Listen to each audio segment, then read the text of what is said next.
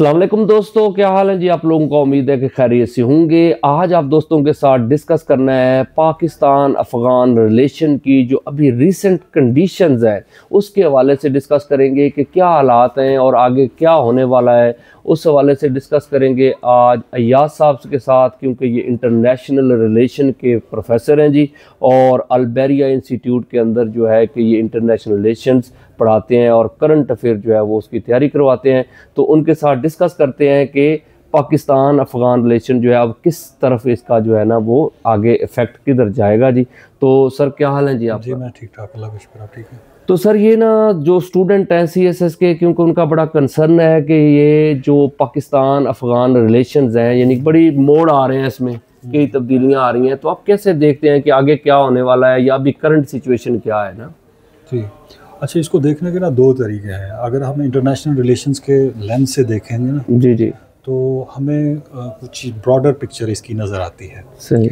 देखिए, पाकिस्तान और अफ़गानिस्तान, इसको आप जोग्राफिया का जब्र कहें, क्योंकि आप जोग्राफिया पढ़ाते हैं। जी जी, आपको पता है कि किस तरह से स्टेट्स जो हैं वो एक दूसरे के साथ जुड़ी हुई हैं। जी जी, तो ये जोग्राफिया का जब्र है जी जी, कि दोनों ममालिक एक साथ जुड़े हुए हैं जी। और कुछ छोटा मोटा बॉर्डर है नहीं। ये और एक बहुत लंबा बॉर्डर है। 2640 किलोमीटर बताया जी जाता है कि जी, इतना लंबा बॉर्डर है।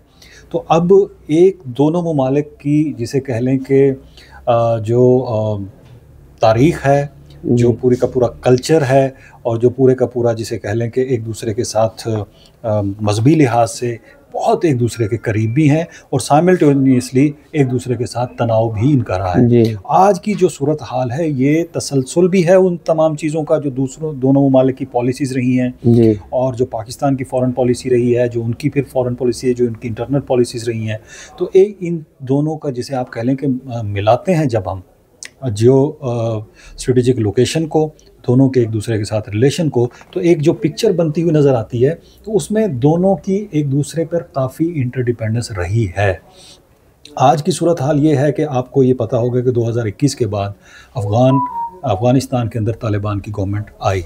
जी, अब जी, जब ये गवर्नमेंट आई थी तो आपको भी आइडिया होगा कि बहुत सारे लोगों ने, बल्कि पाकिस्तान से ये उम्मीद की गई थी कि शायद अब अफ़गानिस्तान और पाकिस्तान के बहुत अच्छे और रिलेशन। रिलेशन बनेंगे, क्योंकि प्रो तालिबान हमारी सोच पहले भी आप देखें ना कि जब पाकिस्तान में जब पहले 1996 में आई है गवर्नमेंट तालिबान की, तो हमने मतलब हमें लगता था कि ये हमारी फेवर पाकिस्तान में ने होगी ना। उसको रिकॉग्नाइज करने में जी जी, तो सेम इसी तरह हमें लगा था कि अब भी जो है ना कि अब क्योंकि फेवर में आ जाएगा, क्योंकि जो अपना थी अहमद करजई की या अशरफ गनी की गवर्नमेंट थी अब्दुल्ला की, वो लगता था कि मतलब वो हमारी एंटी है, वो प्रो इंडिया है। हाँ बिल्कुल, वो देखिए उनका एक, उन्होंने एक स्टांस ऐसा लिया हुआ था कि पाकिस्तान के खिलाफ ही उनकी मतलब वो इस वजह से हमें लगता था ना ये गवर्नमेंट आएगी तो हमें फेवर होगी, लेकिन ये आई है लेकिन हालात नहीं ठीक हुए ना। इसके पीछे भी देखिए मसला ये है, पाकिस्तान को, जैसा मैंने कहा कि ये उम्मीद थी कि जब वो आएंगे तो सिचुएशन बेटर होगी। जी, पाकिस्तान को सबसे बड़ा ख़तरा इस वक्त दहशतगर्दी का है। सही। देखिए, पाकिस्तान ने वार ऑन टेरर में हिस्सा लिया, सारा कुछ हुआ, लेकिन आप ये देखिए कि अब जो सूरत हाल बनी है, जब गवर्नमेंट आई है तालिबान की, तो एक्सपेक्टेशन तो यही थी कि जो टेररिस्ट ऑर्गेनाइजेशंस हैं उसके अंदर, जी जी, अफ़गानिस्तान के अंदर, तो उनको क्रॉस बॉर्डर आने जाने से रोका जाएगा और जो अफ़गान गवर्नमेंट है वो अपना पूरा किरदार अदा करेगी इसको रोकने के लिए। सही। अब दो मसाइल हैं। पाकिस्तान ने डिप्लोमेटिकली कोशिश की उनके साथ मुज़ाकरात करने की, सारी चीज़ें करने की।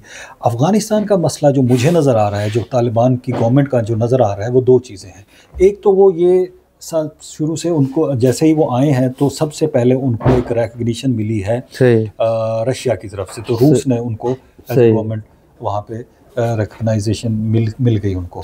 और दूसरा, जो वो अपने आप को शायद ये साबित करने की कोशिश कर रहे हैं कि जी हमारा जो अपना एक इंडिपेंडेंट एक मकाम है और हमें, अगर हम पाकिस्तान के साथ अच्छे रिलेशन रखेंगे तो हमारे ऊपर ये इल्ज़ाम आएगा कि जी प्रो पाकिस्तान है, गवर्नमेंट है, तो वो अपनी तरफ से शायद उसको ख़त्म करने की कोशिश, लेकिन ऐसा होता नहीं है।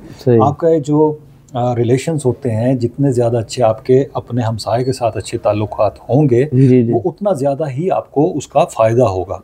अगर आज आप जाकर इंडिया के साथ अपने रिलेशन बनाना चाह रहे हैं तो आप बनाइए, लेकिन not at the cost of Pakistan security. जी जो बिल्कुल। पाकिस्तान का सबसे जो मुद्दा नज़र आ रहा है वो यही है ना कि क्रॉस बॉर्डर टेररिस्ट यहाँ पर आ रहे हैं, टीटीपी जो है वहाँ पर मौजूद है।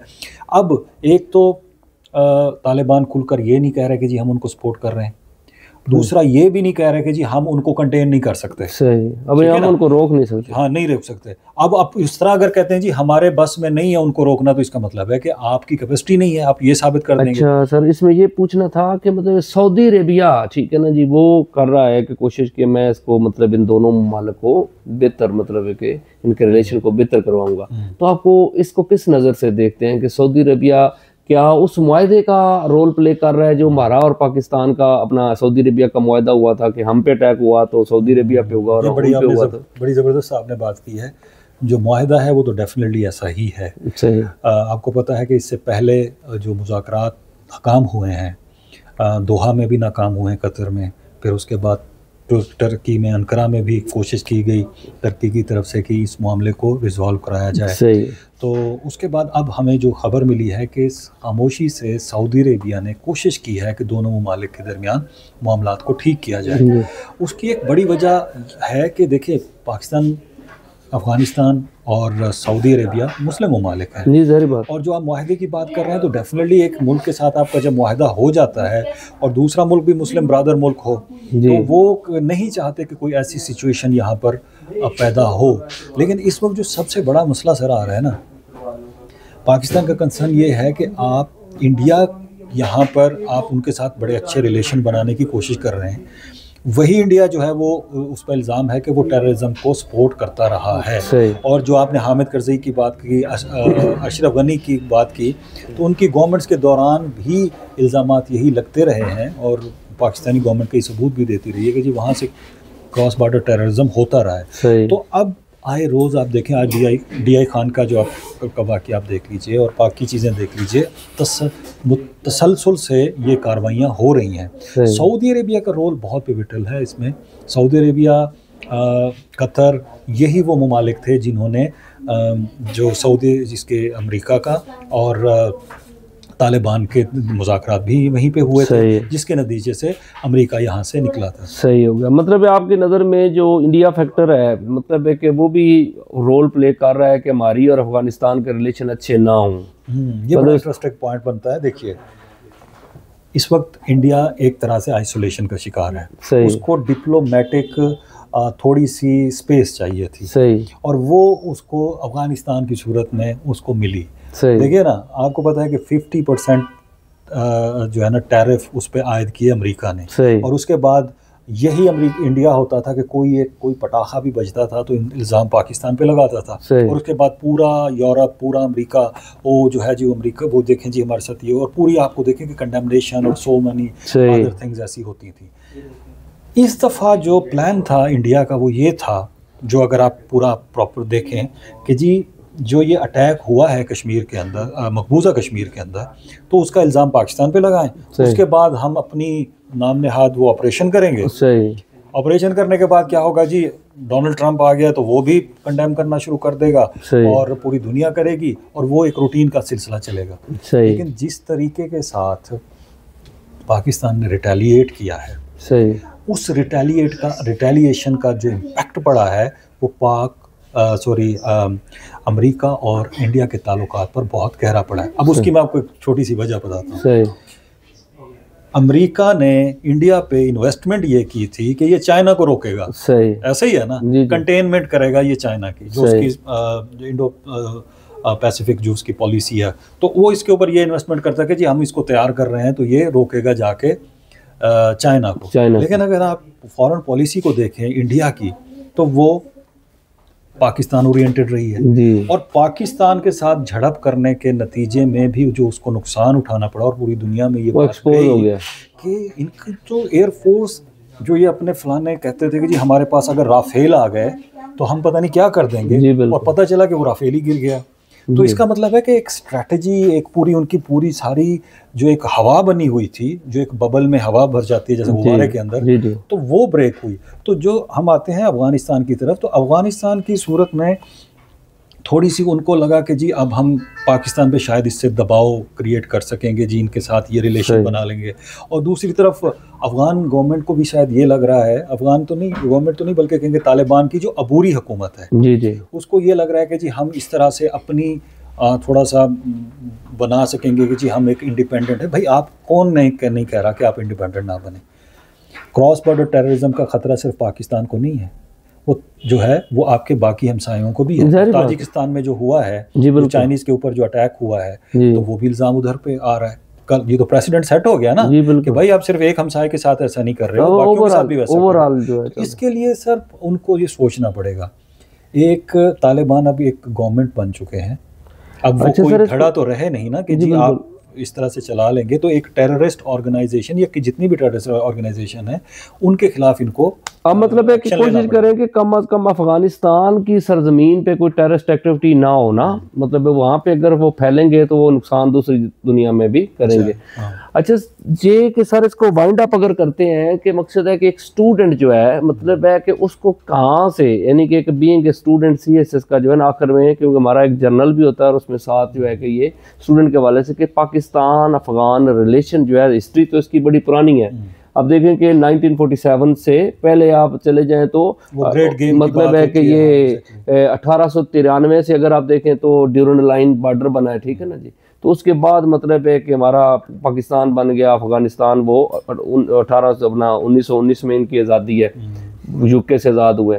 तो मतलब है कि ये हमसे पहले आज़ाद हुए, हम उनके बाद हुए, लेकिन आपको पता है पाकिस्तान को उन्होंने एक्सेप्ट इस वजह से ना किया कि ये जनाब ड्यूरन लाइन की वजह से। तो रिलेशन शुरू से ही तनाव में रहे हैं, लेकिन सपोर्ट भी करते गए। तो एक स्टूडेंट जो है वो कहाँ से स्टार्ट करेगा कि उसको अगर पाकिस्तान अफगानिस्तान रिलेशन पे लिखना है कुछ, तो वो करंट सिचुएशन से स्टार्ट करेगा या शुरू से लेके फिर एंड की तरफ आएगा, यानी अभी इस तरफ आएगा? देखिए जो करंट अफेयर्स की अगर बात की जाए तो ज़ाहिर है कि जो एग्जामिनर है उसको करंट सिचुएशन से ही, करंट जो हालात होते हैं उनसे ही पूछ सकता है। सही है। लेकिन उसको रेफरेंस देने के लिए ये ज़रूर बताया जा सकता है। जो आपने ड्यूरेंट लाइन की बात की है ना, ड्यूरेंट लाइन उस वक्त थी जब अंग्रेज़ यहाँ पे था। जी जी, ये बात बड़ी क्लियरली अगर समझ आ जाए पाकिस्तानियों को भी जो ड्यूरेंट लाइन की बात करते हैं और जो अफगानों को भी, कि भाई ड्यूरेंट लाइन का कंसेप्ट तब था जब यहाँ पर अंग्रेज़ की हुकूमत थी। पाकिस्तान एक कंट्री के तौर पर उभरा जी, और फिर ना चाहते हुए, पहले तो आपने नहीं किया लेकिन बाद में उसको एक्सेप्ट कर लिया गया। अब जब एक मुल्क बन चुका, पूरी दुनिया की रिकॉग्निशन हो चुकी है UN के अंदर, जी बिल्कुल, सबने उसको एक्सेप्ट कर लिया जी। तो उस एक्सेप्टेंस के बाद आप उसको अगर आप कुरेदेंगे तो जी अब ये ड्यूरेंट लाइन जो थी ये अंग्रेज़ों के साथ इनका मुआहदा हुआ था जी। और अंग्रेज़ों को वही ग्रेट गेम की बात है कि जी जिसमें वो कंटेन करना चाह रहे थे जी, उस वक्त के, जिसे कह लें कि रशिया को उस वक्त कंटेन करना चाह रहे थे, तो इसको बनाया गया ताकि एक बफर जोन के तौर पे इस्तेमाल हो सके। तो कहने का मकसद ये है कि अगर वो हिस्टोरिकली आप देखना चाहते हैं तो फिर आपको ये देखना पड़ेगा कि ड्यूरेंट लाइन बनाई क्यों गई थी, पहले तो वो हिस्ट्री देखनी पड़ेगी। फिर आगे आपको अफगानिस्तान की इंटरनल पॉलिटिक्स को भी समझना पड़ेगा कि किस तरह से वहाँ पर सौर रेवोल्यूशन आया, किस तरह से वहाँ पर मुख्तलिफ हुकूमतें बदलती रहीं, और फिर उन्होंने किस तरह से पाकिस्तान में पश्तूनिस्तान और दीगर जितनी भी थी, क्योंकि कम वक्त है तो मैं उसको कवर करने की कोशिश कर रहा हूँ, तो उस सारे प्रोसेस को देखना पड़ेगा। फिर फर्स्ट इन्वेजन जिसे कह लें कि मुजाहिदीन की सूरत में आई रशिया को कंटेन करने के लिए, मतलब 1979 का अगर देखें तो रशिया को मतलब वार जो है 1979 का अटैक जो है वो क्या था कि जी कम्युनिस्ट, उसमें दो ब्लॉक्स थे ना, कैपिटलिस्ट ब्लॉक था, कम्युनिस्ट ब्लॉक था। तो रशिया को कंटेन करना था तो मुजाहिदीन को बनाया गया, और फिर उसके बाद फिर क्या हुआ कि अल्टीमेटली 1996 में तालिबान की गवर्नमेंट आई। फिर कुछ वक्त गुजरने के बाद फिर 9/11 होता है, तो ये सारी हिस्ट्री आपको देखनी पड़ेगी। 9/11 के बाद फिर यहाँ पर अमेरिकी आते हैं, अमेरिका, तो फिर करंट सिचुएशन जो 20 साल तक वो यहाँ पर लगे रहे और अल्टीमेटली उनको वहाँ से जाना पड़ा। अब तालिबान गवर्नमेंट में आ चुके हैं। अब जब वो गवर्नमेंट में आ चुके हैं तो they must behave like a government. अब वो धड़ा तो रहे नहीं है, बात है और ये जो मतलब है कि उनको अपनी इस चीज़ को एक्सेप्ट भी करना पड़ेगा, और वहाँ पर जितनी भी टेररिस्ट ऑर्गेनाइजेशन या धड़े हैं तो उनके साथ उनको निगोशिएट करके उनको ख़त्म करना पड़ेगा, या फिर उनको सख्ती भी करनी पड़ी तो करनी पड़ेगी। और इम्पॉर्टेंट बात में मैं ख़त्म करना चाहता हूँ सर, जैसे मैंने कहा था कि ये जोग्राफिया का जबर है। आप अपने दोस्त तो बदल सकते हैं, जैसे कि आज आप तालिबान जो हैं वो जाके इंडिया के साथ जाहिर बात है, लेकिन अपना हमसाया नहीं बदल सकते। जाहिर बात, ये मैं नहीं कह रहा, ये जो इंडिया के वज़ीर आज़म थे वाजपेयी, उन्होंने ये बात की थी कि आप अपना दोस्त तो बदल सकते हैं, अपना हमसाया जाहिर बात है कि वो ज्योग्राफी तो नहीं कर सकते। तो यही वो चीज़ है जिसके ऊपर पाकिस्तान भी कोशिश कर रहा है। पाकिस्तान भी उन मसाइल को, उन इश्यूज़ को रिजॉल्व करने की कोशिश करे। दोनों बैठेंगे, सऊदी अरेबिया जिस तरह से है ये सारे, तो ये पीसफुली रिजॉल्व हो। अपॉर्चुनिटीज़ बहुत हैं सर। आप कह रहे थे ना कि CSS वाले जो इसको देखें, जो जहाँ तक ये को आप सारे के सारी अगर जो हमारी जियो स्ट्रेटेजिक लोकेशन को देखें, CPEC यहाँ पर है, आपके साथ सेंट्रल एशिया वहाँ पर है, सेंटर में आप 2 स्टेट्स ऐसी हैं, अगर आप अपने मसाइल हल कर लें जी तो आप दोनों के लिए विन विन सिचुएशन है। ज़ाहिर बात है। चले जी दोस्तों, आप ये देखिएगा कि हमने एक सिलसिला स्टार्ट किया है याद साहब के साथ, इंशाल्लाह करंट अफेयर और इंटरनेशनल रिलेशन के हवाले से जो टॉपिक हैं आपके CSS के, वो इंशाल्लाह डिस्कस किया करेंगे। आपने अपना फीडबैक देना है कि क्या इस डिस्कशन से आपके जो सवाल हैं जिस तरह पेपर में आएंगे, क्या आपको कोई फ़ायदा होगा या नहीं होगा, वो कमेंट में आप ज़रूर बताइएगा। अगर अच्छा लगे तो आप चैनल को सब्सक्राइब भी कर दीजिएगा और लाइक और शेयर कर दीजिएगा। Thank you.